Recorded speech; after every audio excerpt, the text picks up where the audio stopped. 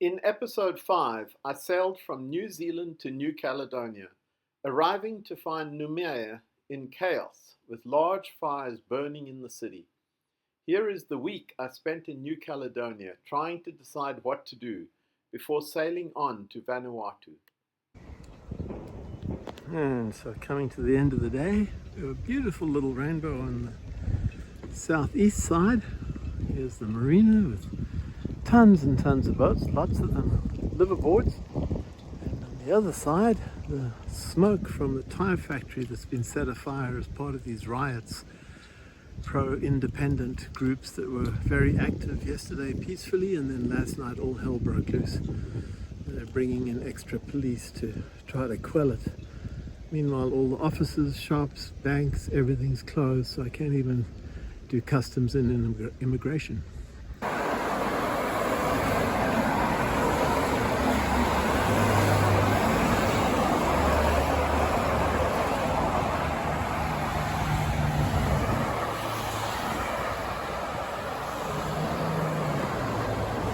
Well, there's lots of police cars, but the municipal police office does not respond to a button on the outside. And this building over here is supposedly immigration. It is all locked up, even though we are told there is a button on the outside to press and they will come and let us in. So we cannot find immigration, so we cannot check in. What a crazy business. Oh well. Along with crew from 2 other boats, I eventually broke into the immigration building and the officials inside stamped our passports. Here we are after the fact. Christoph on Tin Lizzie is second and Carl on Serenada is fourth. The others were their crew members. Oh, we are in a central park here. Christoph from Tin Lizzie and his crew. And it's deserted, all the shops are closed, the streets are pretty much empty, the sirens still sounding all over the place. Apparently the situation is still pretty bad, and they are bringing in troops from all over the South Pacific, French Polynesia, and even from France. I just saw a big convoy of police vehicles driving through. But I mean, this is a major main plaza here, and it's all completely closed up. Gosh, look at this gorgeous tree here and a poke bar. Wouldn't it be nice to be able to get something for lunch here? But no such luck. But at least we are now legally in the country, and soon we will be able to travel out to the outer islands, which will be more fun. This large park and plaza has a statue commemorating the political accord that New Caledonia and French leaders agreed to in 1998, and that now was in dispute. And a lot of stone and wood sculptures displaying various wildlife, from land to sea to air to insects. But it was weird to walk around this deserted place, something the local French sailors had strongly discouraged us from doing, but we did not feel insecure. Well, things are getting interesting tonight.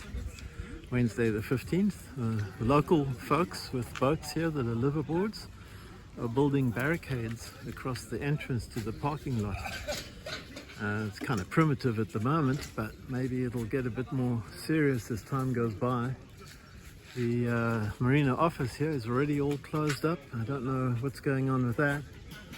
And back here on the docks, many of the big boats have left this afternoon, and the first person I met here, a French woman, Estelle, who lives on her boat, she just left now. She is worried about security.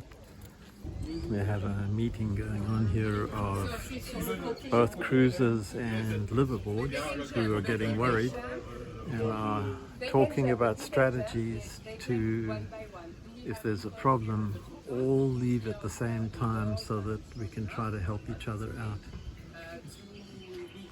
The owner of this large commercial yacht volunteered to take up to 45 people whose boats were not able to go to sea. And eventually the local yachties built barricades on all 3 road entrances to the marina, including dragging huge concrete blocks and derelict vehicles into the other two entrances. Well, it's Thursday morning, May 16th. You can still hear fire engines and police vehicles driving around. There are still some fires, although nothing like what there was earlier. But there were no problems in the marina last night, despite all the preparations that everybody made. And it's an absolutely gorgeous morning today. I'm going to check out of here, or not check out, I'm going to move to the little islands out in the lagoon today, no matter what. Alright, it's Thursday afternoon, 15th, and we've just done a close reach motor sail across here to E6, where there's a huge big huts on stilts type resort. And there is a large number of boats in the anchorage here. It's going to get windy as I go around. But I count at least 50 boats out here. There's only about 15 moorings, so the vast majority of us have to anchor. That's all very good, we're used to anchoring. A bit of a squall going by there, but not much. Nice windy day. I don't know why there isn't anybody kite surfing. It's probably too late for me today, maybe tomorrow. It's Friday morning, May 17th. Anchored off this island, E6, something like that. The big fancy resort, Doubletree by Hilton. Had dinner last night, ridiculously expensive, but first dinner that I didn't cook for the last 10 days. So, and it is blowing hard. The wind has turned to the east. It was southeast yesterday. Sun's coming up, 6:30 a.m. On this side we've got a massive squall going through. It's quite pretty, the clouds and the sunrise. The French yachties were greatly reassured by the presence of this maritime gendarmerie patrol boat, which happened to be on a large yellow mooring next to me. Now it's Friday afternoon now. I had a great kite surfing session off the north end of the island there. Worked my way all the way upwind, even went over the little fringing reef for the island into the open lagoon. Nice big waves for jumping. And now we've had a bunch of squalls come through. Here's the latest one with a lovely rainbow. Very pretty. Well, it's Saturday the 18th of May. Absolutely gorgeous clear sky. Nice sunny trade wind breeze. I should probably go kite surfing again as I did yesterday. But trying to figure out whether to leave here, whether to stay for a little bit longer, whether to go to some other islands, whether I can get food when I get back to Namibia, whether I can check out officially, etc., etc. Because even though the police and army supposedly have control now, I still see there are huge fires burning in Namibia. Seagulls having a bath in this hotel swimming pool. They love the fresh water. Hilarious. So here I am, sitting at this fancy Doubletree Hilton hotel. Massive place. Here's the fancy restaurant. Amazing buffet that we had, but ridiculously expensive the other night. I'm sitting here at the bar doing internet because I've paid for internet for one day, 20 gigabytes. So I'm going to try to use it all. Here's a bunch of yachties drinking it up. And there's the boats out on the water.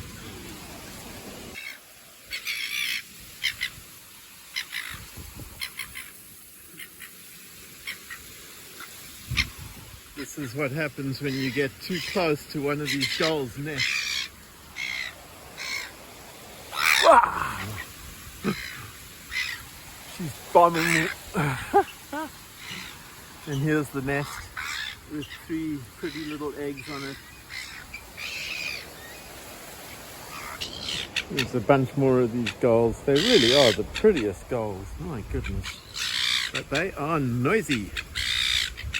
Very defensive of their nests.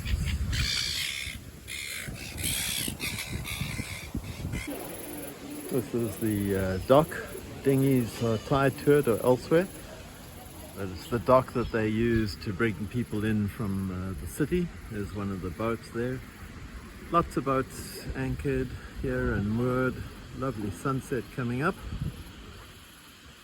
And here's all the huts on stilts accommodation at this fancy DoubleTree by Hilton resort.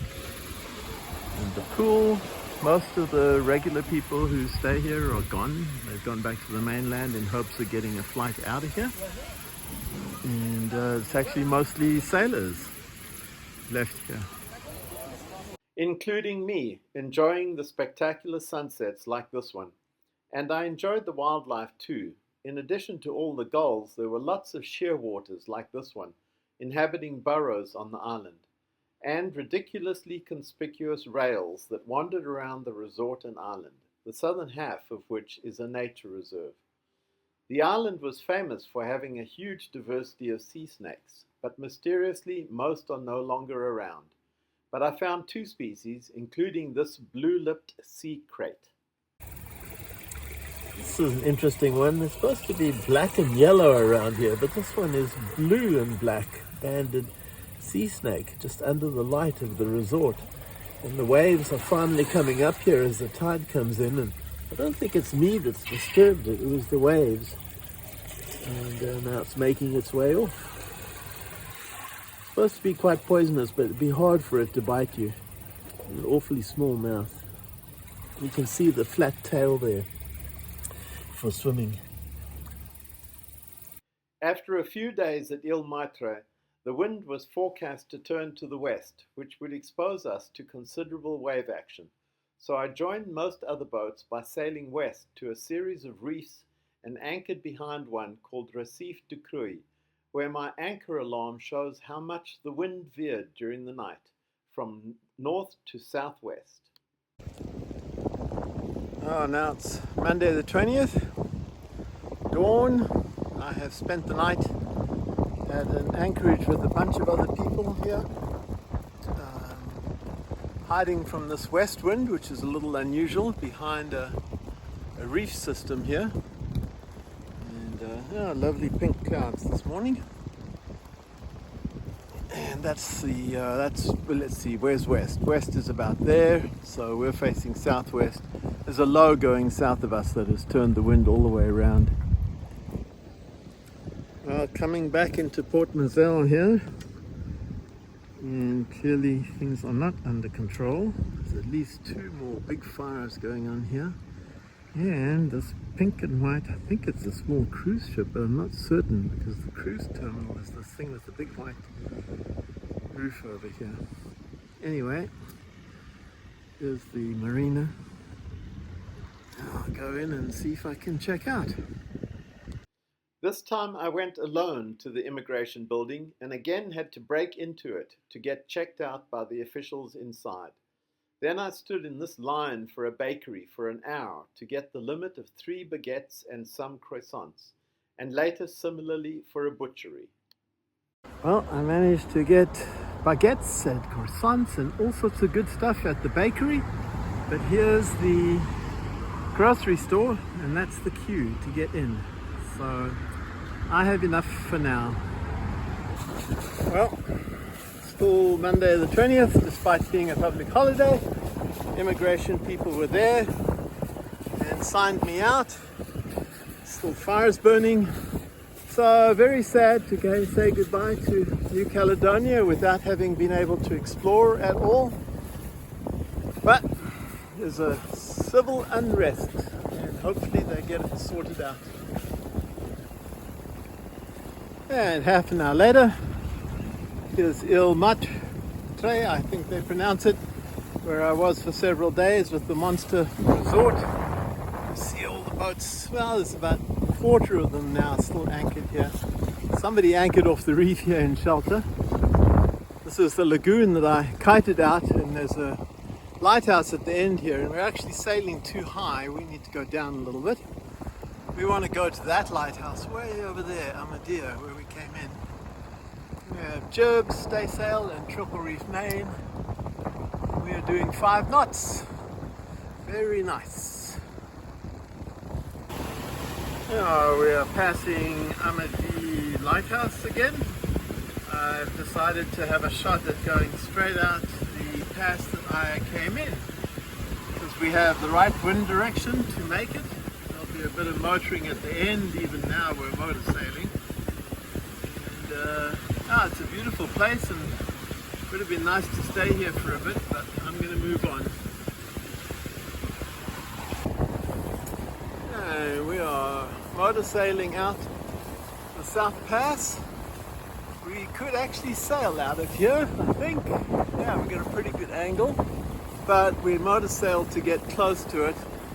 There's a wreck over there in the distance. Let's see if I can zoom in on it. A little black spot. You can see the waves breaking here on the reef. There's a nice one coming in. And we're cutting the corner here.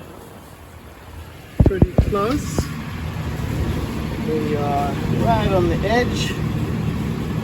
We're doing 6 knots, and it's supposed to be, the tide's supposed to be flooding in. We're still in 63 feet of water, so we're safe. Yeah, it's 5:15, sunset time. It's quite pretty, but we are still having to motor sail in order to maintain our course, get away, get some sea room away from these reefs as we head south. Trying to get around the south of New Caledonia, but you know, we're doing usually around 5 knots. There we go. And by dawn the next day, we were almost around the bottom of New Caledonia, and once we could bear off, we were doing pretty good speeds, at least for a while. But after a lovely moonrise, the winds lightened up and veered behind us, which had the sails banging all night. Oh, it's Tuesday, May 21st. We've had a very, very slow sail. Broad reach, sails flapping, banging, carrying on. But eventually I was so tired that I slept. I pulled the staysail out to the opposite side, the windward side, to kind of stabilize things and give the wind vane a chance to steer. Anyway, it's a grey day, but not unpleasant. There's a poor old wind vane trying to steer. I also put the vane itself vertical when the light winds from behind. It seems to help just a little bit with the steering. And over here is Ile de Pines. It'd be very nice to go there. It's supposed to be very pleasant, but apparently that's not safe either. Very annoying business. Anyway, we spent the night, or the second part of the night, crossing from the southwest tip to the southeast tip. There's Ile de Pines up there. And it's not clear what I'm going to do next. I might go up here to the Loyalty Islands and sort of semi-legally visit them. But the target is Tana in Vanuatu. Now, it's Wednesday, the 22nd of May. Kind of a grey day. It's cloudy this morning. There's a chance the sun could come out. And I'm all the way down to just the jib, because the main was overpowering things. I can adjust the jib easily in and out to maintain the speed we want. We are going to Lanakau, Tana Island in Vanuatu. And it's about 100 miles to go, so it's almost midday now. So we need to do 4 to 5 knots to get in there tomorrow morning. It's easily achieved. The trade winds are re-established after a low pressure down in the Tasman Sea caused the wind to spin all the way around over the last week. 360-degree spin. Northerlies, westerlies, southwesterlies, southerlies. Now it's back to southeast. Should be there tomorrow morning. I caught another small tuna, much like the one I caught coming up from New Zealand. Make 2 nice meals out of it. Just bleeding it right now. think it's pretty much done. I'll bring it in soon. Oh, it's Thursday. I think it's the 23rd. We've had a rough sail coming in here, but reasonably fast. The waves have not built as much as I would have imagined. This is the island of Tana, and we're coming into this little village town of Vanuatu, hoping to be able to check in. We've been staysail and triple reefed Maine for the last, I don't know, midnight maybe. And yeah, not the kind of day that I'd hoped to arrive here, but I don't know. It's possible that this is all going to blow through, but yeah, it looks pretty socked in right now. And this harbour, this anchorage, whatever, this bay, it's going to be a rough one. Oy, oy, oy. In the next episode, I explore Tana Island and watch the spectacular eruptions of Mount Yasur volcano.